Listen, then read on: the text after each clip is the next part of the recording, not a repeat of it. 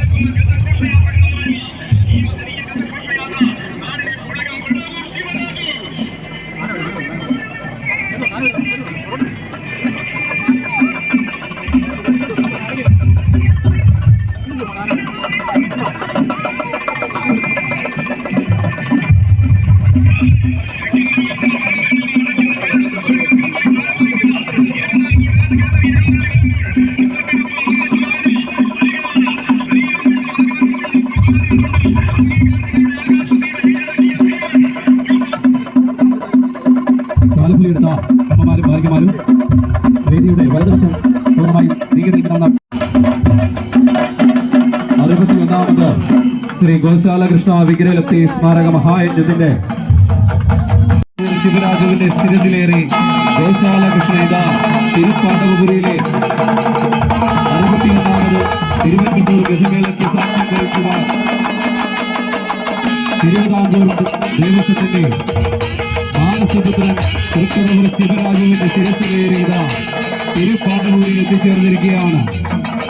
ചരിത്രങ്ങളൊരുങ്ങുന്ന തിരുവനന്തപുരത്തെ മണ്ണിൽ ഭഗവാൻ ശ്രീ ഗോശാലകൃഷ്ണ സ്വാമിയുടെ 61ാമത് വിഗ്രഹത്തി സ്മാരക മഹായജ്ഞത്തിന് സമാപനം കുറിച്ചുകൊണ്ടുള്ള ഗജഘോഷയാത്ര ഇതാ തിരുപ്പാണ്ഡവപുരിയിൽ എത്തിച്ചേർന്നു.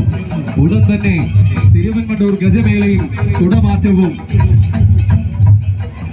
പരിയാരമറ്റം പൂരത്തിന്റെ മേളപ്രമാണം തുടക്കം കുറിക്കുകയാണ്.